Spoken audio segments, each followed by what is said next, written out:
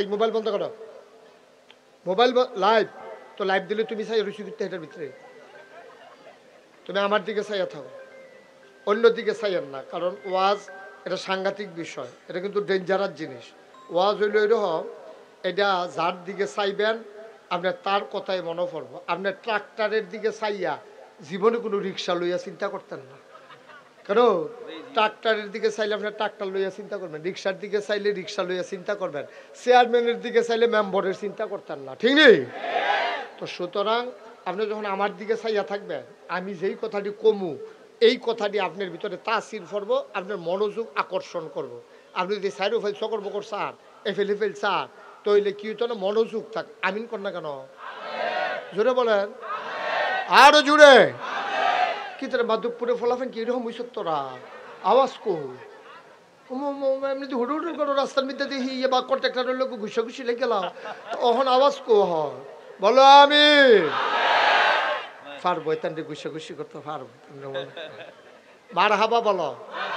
তাহলে যেই কথাটা কইতাম ইসলাম, আমরা মনে করি এই দিয়ে আবাদত, কিন্তু আসলে এই এত ছুডু না আবাদত।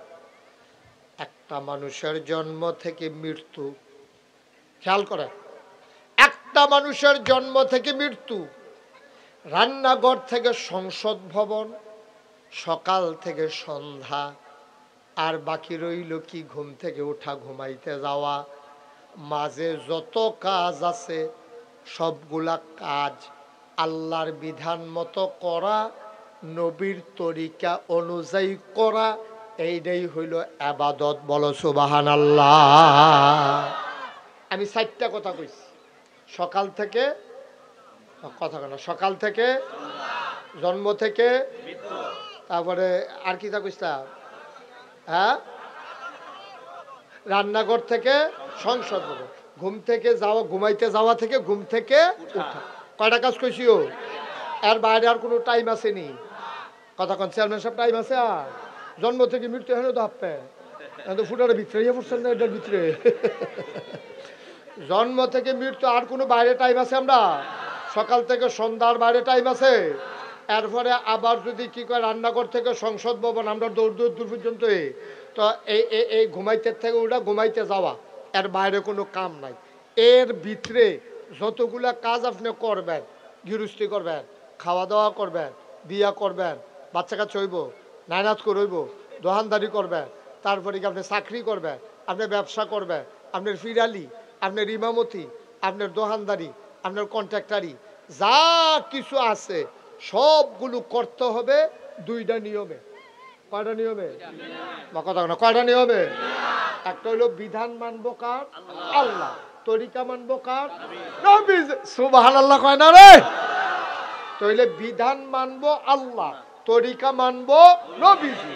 এই ঘুমের থেকে উঠা ঘুমাইতে যাওয়া পর্যন্ত যেই টাইমটা আমরা ফায়াম, জন্ম থেকে মৃত্যু পর্যন্ত যেই টাইমটা আমরা ফায়াম, সকাল থেকে সন্ধ্যা পর্যন্ত, রান্নাঘর থেকে সংসদ ভবন পর্যন্ত যেই টাইমটায় আমরা ফায়াম, এটার নিয়ম মতো আল্লাহর বিধান, নবীর তরিকা অনুযায়ী কাজে লাগানো, এটার নাম হইল ইসলাম।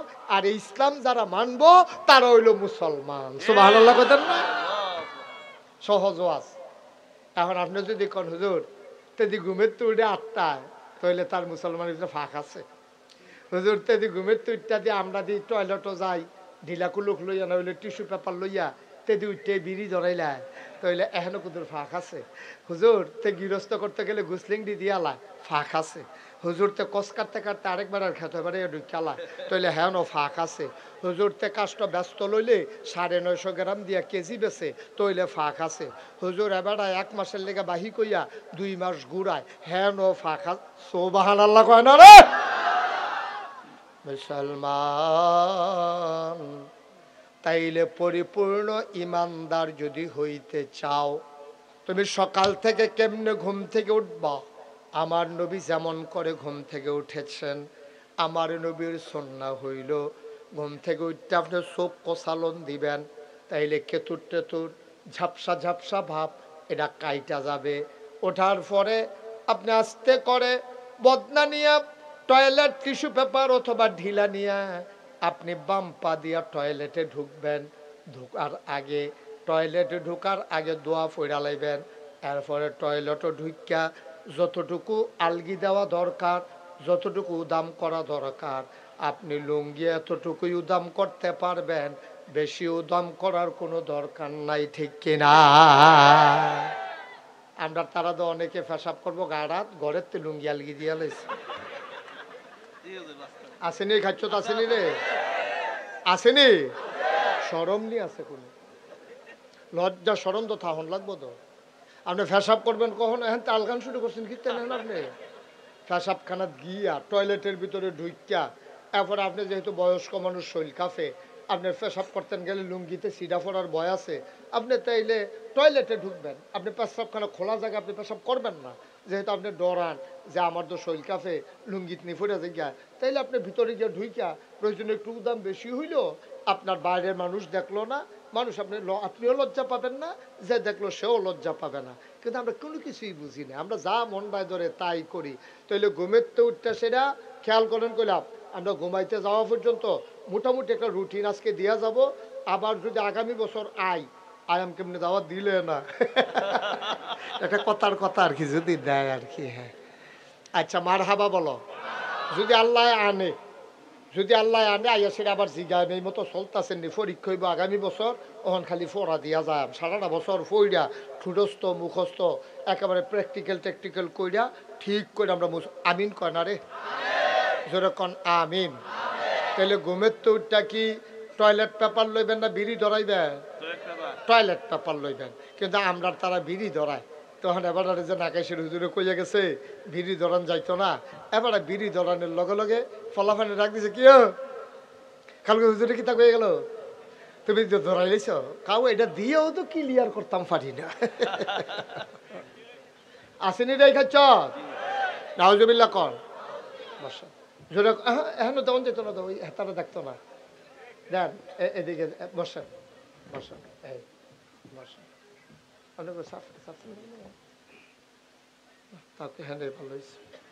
মার হাবা কন ভাই। আমরা লেগে মুসলমান হইতাম পারছি না, আমরা মুসলমান হইতাম পারছি না। আমরা মনে করি মাথার টুপি আছে, থোতার দাড়ি আছে, লম্বা পাঞ্জাবি আছে, তে বুধই মুসলমান। না না না না, টুপি তো 10টা হইলে পাওয়া যায়, দাড়ি তো না কামাইলে থাকে, পাঞ্জাবি তো লম্বা করতে হলে 2 গজ কাপড় বাড়াই দিলে সারে, এটার নাম মুসলমান না। ওই যে কইসলাম সকাল থেকে কথা কেন, সকাল থেকে মনোযোগ কম না, সকাল থেকে এই সবটা কাজ। মুসলমান মন দিয়ে শোনো, নবীজি সব তোমারে শিখাই দিয়া গেছে, কেমনে টয়লেটে যাওয়া লাগবে, কেমনে অজু করে মসজিদে ঢুকবা, গোসলের কাম লাগলে কেমনে গোসল করবা, কোনো কিছু নবীজি গোপন করে যান নাই। এই জন্য কাফেরারা টিটকারি বাড়ত, কিতারে তোরা এটা কি নবী ফাইছত, এবার দি টয়লেটও কোন ফাও দিয়ে ডুহন লাগবে এটাও শিখাই দেয়, ঢিলা কেমনে ব্যবহার করা লাগবে এটাও শিখায়, অজু গোসল কেমনে করবে এটাও শিখায়।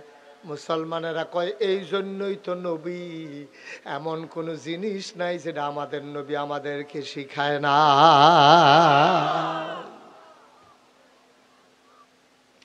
আল্লাহ তাবারক ওয়া তাআলা কুরআনুল কারীমে সুন্দর করে ওয়াজ করে দিলেন। আল্লাহ বলেন, লাকাদ কানা লাকুম ফি রাসূলিল্লাহি উসওয়াতুন হাসানা। মাধবপুরের মানুষ শুনো শুনো শুনো, লাকাদ কানা লাকুম ফি রাসূলিল্লাহি উসওয়াতুন হাসানা। এই যে নবী তোমাদেরকে দিলাম, তিনি হইলেন মডেল, তিনি হলেন আদর্শ, তিনি হলেন নমুনা। তিনি যা করেছেন, তিনি যা সমর্থন করেছেন, তিনি যা বলেছেন, ওই কথাগুলো সুন্দরভাবে মেনে মেনে চলা, এইটাই হলো মুমিনের পরিচয়, ইমানদারের পরিচয়। বলো সুবহানাল্লাহ। ভাইরা আমার, বন্ধুরা আমার, এখন যেই কথাটুকুন বলছিলাম, তুমি সকাল থেকে ঘুম থেকে উঠবা, এটার একটা তরিকা আছে, কেমনে উঠবা, কেমনে বাথরুমে যাবা, টয়লেটে যাবা, কেমনে অজু করবা, এটার একটা নিয়ম আছে। আমাদের দেশে শীতকালে আমাদের দেশের মানুষের অজু ঠিক মতো হয় না। আল্লাহ নবী কয়, যেই মানুষটা শীতের ভিতরে সুন্দর করে অজু করবে, এই মানুষটা আল্লাহর প্রিয় বান্দাদের তালিকায় পড়ে যায়। আমি চিন্তা করলাম অজু আবার সুন্দর ও সুন্দর কি কয় আছে আছে আছে। অনেক মানুষ দেখবা শীতের ভিতরে অজু করে, টাইট জাম্পার এটা আর খুলছে না, এই মোটা জায়গাটা পর্যন্ত আইছে, এবার আর কোনোই পার করছে না, এবার বারবার অজু করলেও কোনোই সহ ধৌত করা এবারের উপরে ফরজ, ঠিক কিনা? কোনোই পর্যন্ত না, কোনোই সহ, কোনোই সহ। এখন আপনি যেমনি টানতে আছে, এই যে দেখেন আমার পাঞ্জাবিটা এর দূর পর্যন্ত গিয়া তো আর যায় না। এখন আমি না হইলো কোনো মতে এখন পর্যন্ত তুললাম, এখন এই জায়গাটা ধুইলে অজু হইব নিও, আমার কথা কেন অজু হইব নি, তো কোনোই সহ ফার করণ লাগবে। তাহলে কোনোই ফার করে এটা সহ, কোনোইটা সহ ধুইতে হইব। এখন আপনারা শীতকালও খেয়াল করেন, কেউ ঝুপ দিয়ে না, লাড়া দিয়েন না। আপনারা এই এশার টাইমে, মাগরিবের টাইমে অথবা ফজরের টাইমে শীত আর একটু গাড়া পড়লে তার ওজন নমুনা চাইয়েন, গালমাল সব হুক না বড় আইতে করছে কি তাতে নাউজুবিল্লাহ কর না কেন? ফুরা কোনোই ফার করে না তো, জাম্পারটারে কোনো মতে টান্ডা টুনে মোটা জায়গাটা টান্ডা সিরা সাইরো সাইয়া কেউ দেহে নিতে দুইয়া ইয়ে পড়ছে না। আরে তুই ফাঁকি দেশ কারে বেড়া, দুনিয়ার মানুষ তোর বিচার করবো, দুনিয়ার মানুষেরও তো বিচার করবো আল্লাহ, ঠিক কিনা কও? মন্ত্রী কও, এমপি কও, চেয়ারম্যান কও, মেম্বার কও, ফির সাহেব কও, লাট সাহেব কও, ইমাম সাহেব কও, মোতামেম সাহেব কও, কেউ তো আল্লাহ ছাড়তো না তো। সবার পরীক্ষা কইরে আর পরে এরা ছাড়বো। ফির সাহেবকে এবার মানুষ বড় জান্নাতে ঢুকে লাইব, বেরিকেড দিয়ে লাইব না। আল্লাহর দরবারে বিচার ছাড়া একটা কদম দেওয়ার সুযোগ নাই। এই জন্য দেখছেন না সারাটা পৃথিবীতে আপনি এইরকম ইতিহাস পাবেন না, সারাটা পৃথিবীতে এই ইতিহাস নাই যে একটা সরকারের আন্দোলনের মুখে হোক, নির্বাচনের কারণে হোক, যখন সরকারের পতন হয় আর এই সরকারের ৩৩০ জন মেম্বার অফ পার্লামেন্ট, এরপরে আপনার আমলা কামলা বদুল্লা, তারপরে গিয়া যত অফিসার, র্যাব, গোয়েন্দা কর্মকর্তা, বড় বড় ব্যবসায়ী, এক লগে এত্রি মানুষ পৃথিবীর কোন দেশে একসাথে এতগুলো লোক পালায় যায় নাই, ঠিক কিনা কয়? বাংলাদেশেই হয়েছে, আর পৃথিবীর কোথাও হয় না, কোথাও হয় না, খুঁজা পাওয়া যায় না। তো বেড়াগিরি দেখেন আপে তুমি না এই মাধবপুর স্কুলে আইব, ওই মিরপুরের রাস্তার মাথাতে ফলাফলে দুই সাইডে লাইন ধরে নিশান লইয়া লাড়তে আছে, লাড়তে লাড়তে তে হঠাৎ করে লইয়া গেছে তো পুড়িয়ে ফুড়িয়ে গেছে রোদের ভিতরে। এরপরে তারে ফানি মানি ডাইল্লা হুস করাই আবার নিয়ে খাড়া করাইছে, আমরা মন্ত্রী আইতে আছে, আমরা এমপি আইতে আছে, তে নিশান লাড়তে আছে। আব্বা এই দিন না আরো দিন আছে, তুমি যে এমনি খাড়া করাই রাখছো সহাল থেকে দুপুর পর্যন্ত আইতে আছে একটা আওয়াজ উঠতে রয়েছে, বেরিয়েতে পেরে সুহি দিয়া চাইয়া রয়েছে, সেগুলো দিয়ে পুলিশের গাড়ি পে পু করে আগাইতে আছে, একটা কারবার চলতে আছে, দুইটা যেতে না এই কারবার ময়রা চাও না ফিডা, ঠিক নেই কথা না, ঠিক নেই ময়রা চাও। হিসাবটা যখন শুরু হইব তখন দেখবো সারা বেড়া ছুটে দেবে, কি আর হিসাব, কি আর ইমাম সাহেব, কি আর চেয়ারম্যান, কি আর মেম্বার, একটা সারা বেড়া ছুটে দেবে, ঠিক নেই?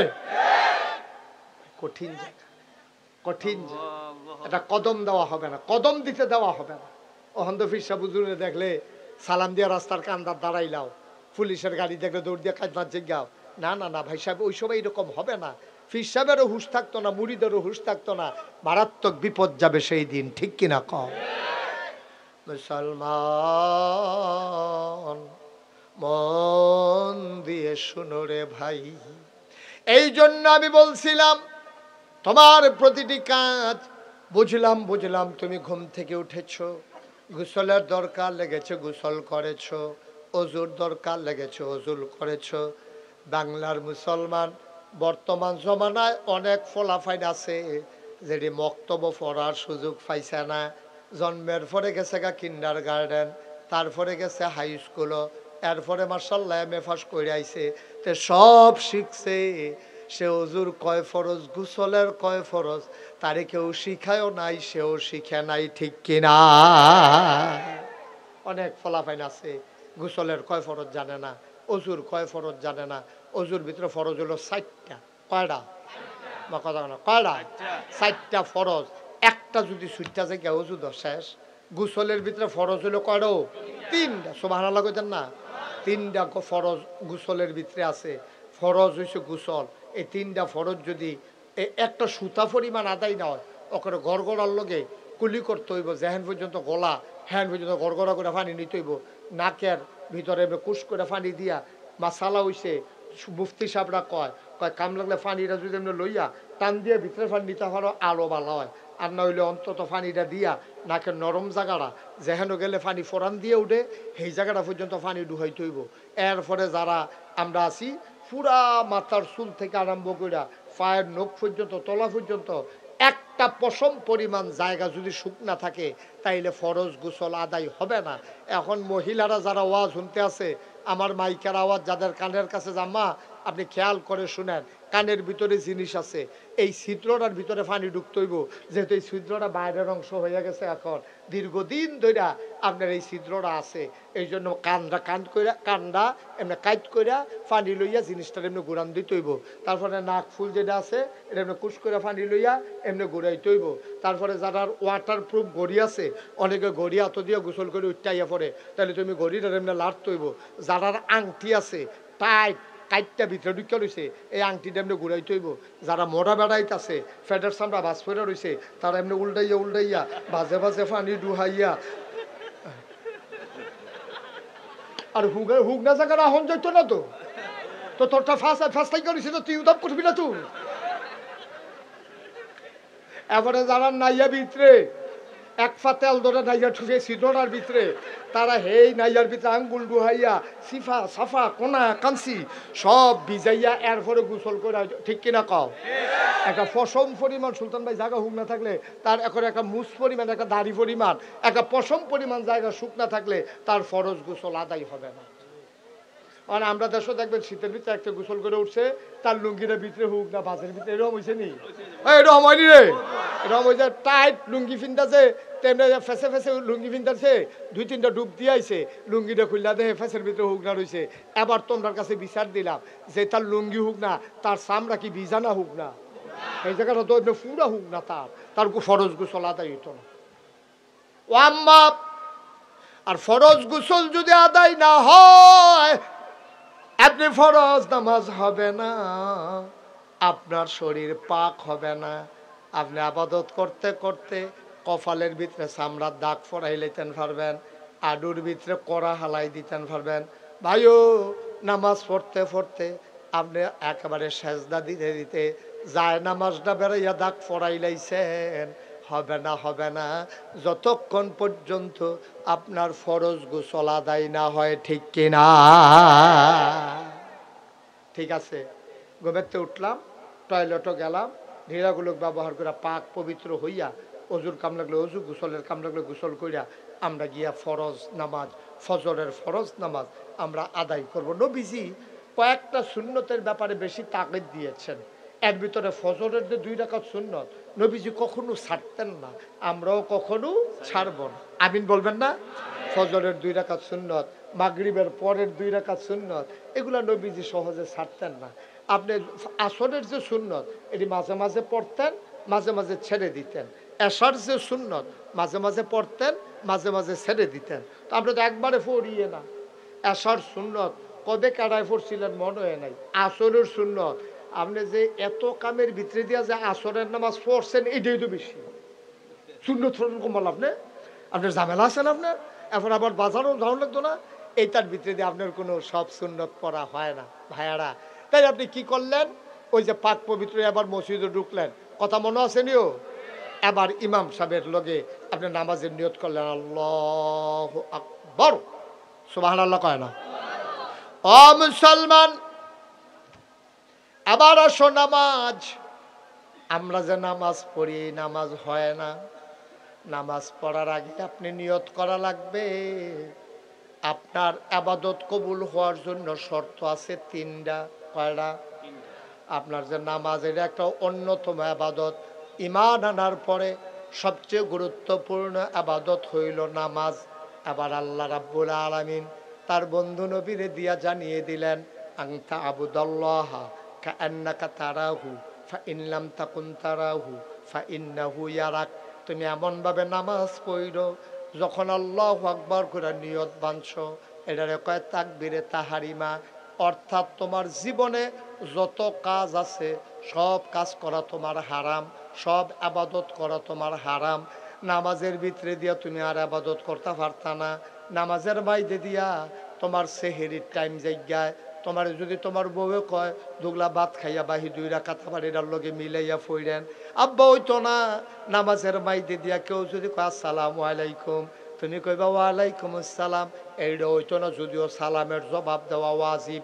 কেউ যদি ভুলে তোমারে নামাজ অবস্থায় সালাম দেয়, তুমি ইশারাও দিতে পারতা না, চোখ ফাঁকও দিতে পারতা না, আতেও না করতে পারতা না, সালামের জবাব তো দিতে পারতায় না। নামাজ পড়া পরে কাম লাগলে বেড়ারে কইবা আমি নামাজে ছিলাম। বলো সুবহানাল্লাহ। আপনি নামাজও করে রইছেন, এমন টাইম একবার আইয়া কয় আসসালামু আলাইকুম, অথবা যদি আপনার নামাজের ভিতরে একবার কইছে আসসালামু আলাইকুম, আপনি যদি কোন নামাজ পড়তেছি দেখছ না, এই কথা কোন যাব।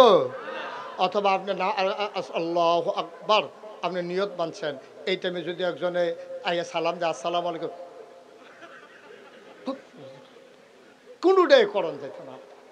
দেখছেন সালামের জবাব দেওয়া কি কথা কয় না, সালামের জবাব দেওয়া কি নামাজ।